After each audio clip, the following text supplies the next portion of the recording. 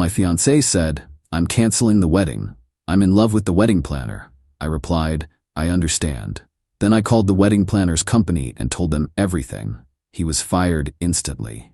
When both of them showed up at my apartment at 3 a.m., original post I, 36 male, was supposed to get married in 3 weeks.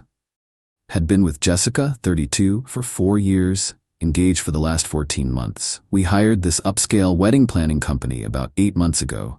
Cost us $12,000 for full-service coordination. The wedding planner, Nolan, 29, was this smooth-talking guy who came highly recommended. Always dressed sharp, knew all the vendors, had that whole "I'll make your dreams come true" pitch down perfect. Jessica was impressed from day one.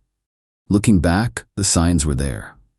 The private vision meetings that I wasn't invited to. The late-night texts about centerpiece emergencies. The way she'd light up when he called. But I trusted her. Why wouldn't I? We were planning our wedding. Last Monday, Jessica asked to meet at our favorite coffee shop. She looked nervous, kept fidgeting with her engagement ring. Then she dropped it. "Brett, I need to tell you something. I'm canceling the wedding." My coffee cup froze halfway to my mouth. "What? Why? What's wrong?" "I'm in love with Nolan." Just like that. 4 years, gone. No build-up, no, we need to talk about our relationship. Just, I'm in love with the wedding planner. "How long?" I asked. 2 months. We didn't mean for it to happen. It just did. 2 months. While I was taste testing cakes and picking groomsmen gifts, she was falling for the guy we were paying to plan our wedding. "So you've been?" "Yes." At least she didn't lie about that part. I sat there for maybe 30 seconds, processing. Then I said the only thing I could think of, "I understand." She blinked. You do?" "Yeah, these things happen. I'll handle canceling everything." She actually looked relieved. "Oh, thank God, I was so worried you'd make a scene. Can we stay friends?" "Sure, Jessica, whatever you need." She left after some awkward pleasantries about dividing our stuff. I sat there for another 10 minutes, then pulled out my phone. First call, my buddy Greg, who's a lawyer. "Need you on standby, might have some contract issues coming up." Second call, Prestige Event Planning, Nolan's company. "Hi, this is Brett Morrison. I need to speak with Mr. Castellano, the owner. It's urgent regarding Nolan Thatcher." Update 1. The professional consequences got through to Mr. Castellano within an hour. Turns out, Prestige Event Planning has a very strict policy about fraternization with clients. It's in their contract, their employee handbook, everything. They've been burned before. "Mr. Morrison, what exactly are you telling me?" "Nolan has been having an affair with my fiancée Jessica for 2 months. She just ended our engagement to be with him. I have texts, emails, and I'm happy to provide her confession if needed." Dead silence for about 10 seconds. "Mr. Morrison, I am deeply sorry. This is unacceptable. We'll investigate immediately." "I'm not looking for a refund," I said. "I just thought you should know what kind of person is representing your company." That was Monday afternoon. By Tuesday morning, Nolan was done. Castellano called me personally. "Mr. Morrison, we've terminated Nolan effective immediately. We've also discovered he was using company resources for personal meetings with your fiancée. We'll be refunding your entire payment, plus a settlement to avoid any legal action. Would $18,000 be acceptable?" $18,000. Our $12,000 back, plus $6,000 extra. That's very generous, Mr. Castellano. "It's damage control, Mr. Morrison. We can't have this getting out. There will be an NDA, of course." "Of course. But here's the thing about NDAs. They only cover my interactions with the company. They don't cover what Jessica told me, or what I might share about my personal experience with my ex-fiancée." Tuesday evening, I started canceling wedding stuff.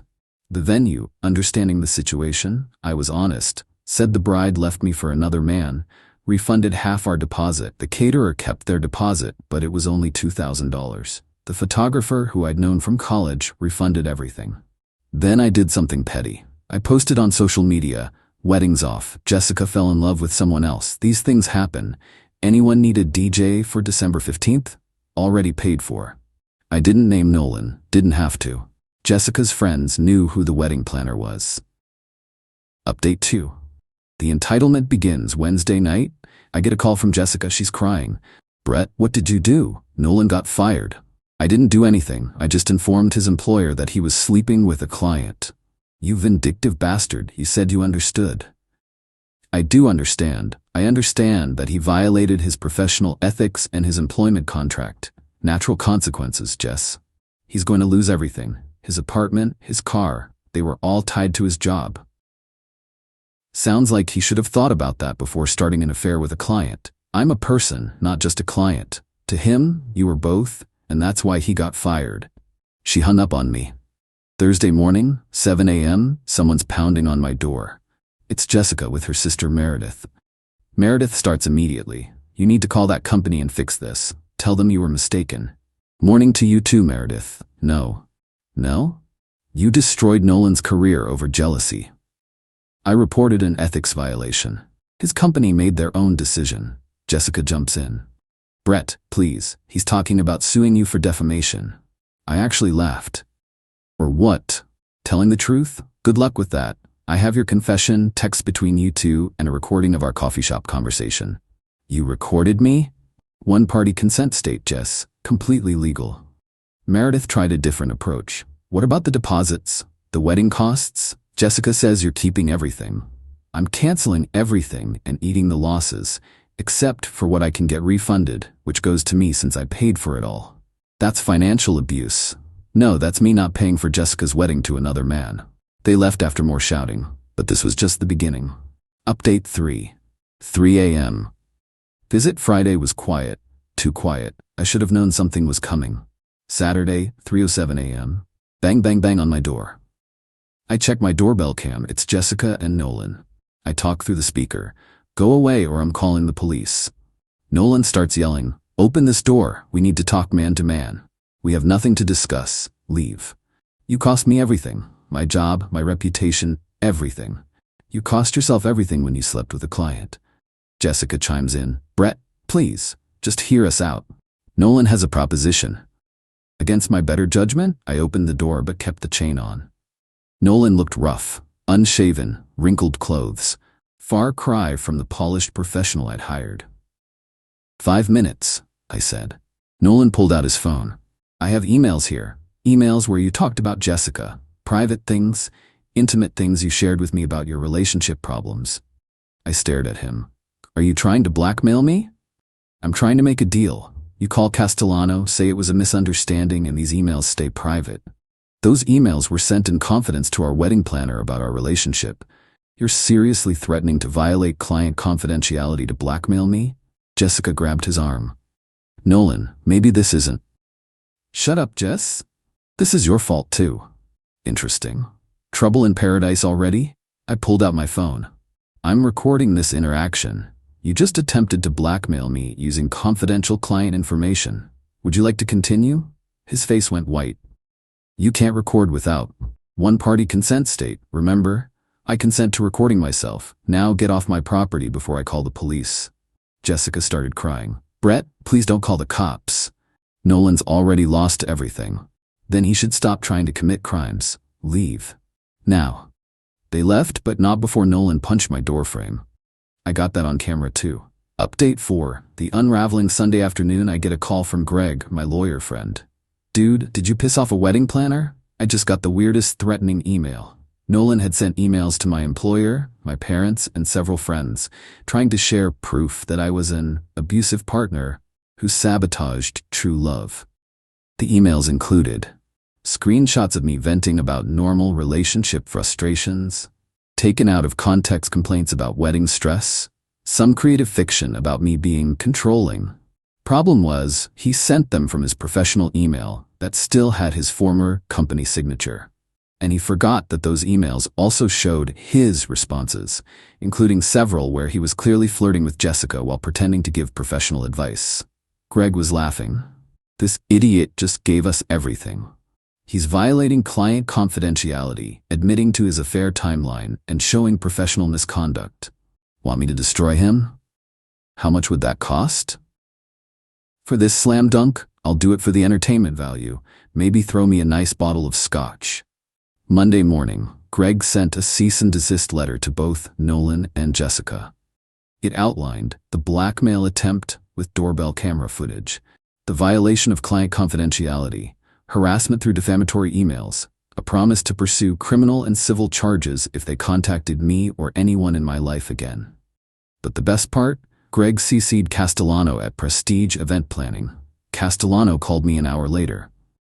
"Mr. Morrison, I've just seen the letter your attorney sent. I am appalled. We're pursuing our own legal action against Mr. Thatcher for violation of his NDA and client confidentiality.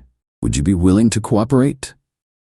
"Absolutely." Turns out, Nolan's contract included a clause that he couldn't use client information for any purpose outside of company business for 2 years after termination. The penalty? $50,000. Update 5. The Spiral Tuesday. Jessica's dad called me. Richard had always been a straight shooter. "Brett, what the hell is going on?" "Jessica's at our house crying about lawsuits and destroyed lives." I explained everything. The affair, the confession, the blackmail attempt, all of it. Long pause. "Jesus Christ. She left you for the wedding planner and he tried to blackmail you?" "That's the short version, yeah. And now they're both being sued?" "Nolan is. Jessica just got a cease and desist." Another pause. "Brett, I'm sorry. We raised her better than this." "Not your fault, Richard." "The hell it isn't. Look, what can I do to make this right?" "Nothing to make right. Just keep them away from me." "Done. And Brett, that money we gave Jessica for the wedding? That was for both of you. I want you to have it." "Richard, I can't. It's $15,000, Brett. Consider it an apology from the family. I'll handle Jessica." Wednesday morning, I woke up to 52 text messages from an unknown number. Jessica had gotten a burner phone. "Please talk to me. Nolan's having a breakdown. He might lose his license. This is all my fault. I made a mistake. Can we meet? I'll leave Nolan if you drop the charges." That last one was telling. I screenshot everything and sent it to Greg. Thursday, another 3 a.m. visit, this time just Jessica. She looked terrible. Hadn't slept, hadn't showered. Mascara streaks down her face. "Brett, please, just 5 minutes." "Jessica, you're violating the cease and desist. I'm calling the police." "I don't care. Call them. At least I'll get to say what I need to say." I actually felt bad for a second. Then I remembered she'd been sleeping with our wedding planner for 2 months. "You have until the police arrive." Nolan's not who I thought he was. He's angry all the time now. Blames me for everything. Says I ruined his life by falling for him. You both ruined your own lives. I know I messed up. But Brett, what we had is gone, Jessica. You killed it. I want to come home. This isn't your home. It never was. Your name isn't on the lease. 4 years, Brett? Doesn't that mean anything? It meant everything. Past tense. The cops arrived. Jessica went quietly. I declined to press charges but got a restraining order filed the next morning. Update 6. The finale. It's been 3 weeks since the coffee shop confession. Here's where everyone landed. Nolan, sued by his former company for $50,000, lost his professional certification for ethics violations. Last I heard, he moved back in with his parents and is working at a restaurant.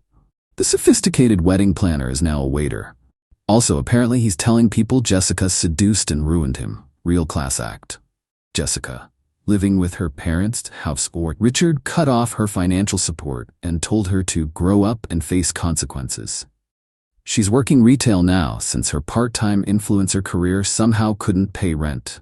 Tried starting a new Instagram about surviving narcissistic abuse, but it got roasted so hard she deleted it within 48 hours.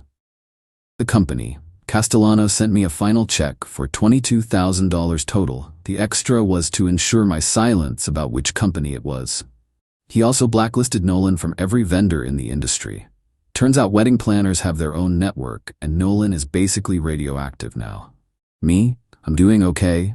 Not great, not terrible, just okay. Went to therapy for a few sessions to process everything. Took a solo trip to Vegas with some of the wedding refund money. Lost $500 at blackjack, but had a blast.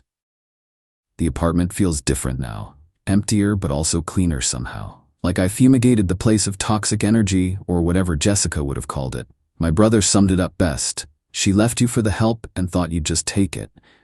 Instead, they both got exactly what they deserved, each other and nothing else. Final update. One last visit yesterday, 6 weeks post-confession. I got one final visit. Not from Jessica or Nolan, but from Nolan's ex-girlfriend, Valentina. You're Brett, the groom? Ex-groom, but yeah. I wanted to thank you. Turns out, Nolan had been gaslighting her for months about why he was coming home late, why he was so secretive about his phone. She suspected something, but he convinced her she was paranoid and controlling. When he got fired and the truth came out, everything clicked. He'd been cheating on me with your fiancée while planning your wedding. We actually grabbed coffee and compared notes.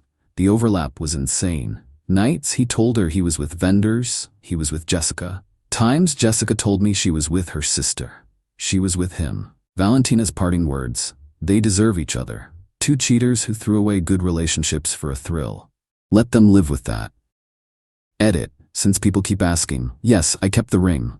Sold it for $8,000. Took a loss but worth it for the closure.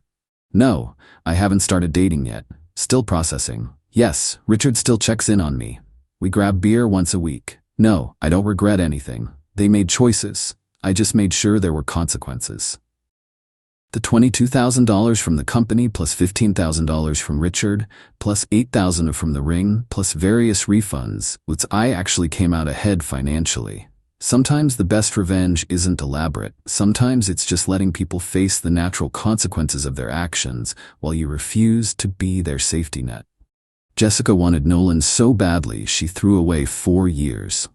Now she's got him, unemployed, angry, and bitter. Nolan wanted to screw a client so badly he risked his career. Now he's got exactly what he earned. Nothing. As for me, I dodged a bullet. Better to find out now than after the wedding. The universe did me a favor, even if it hurt like hell at the time. Done with this chapter? Next one starts now.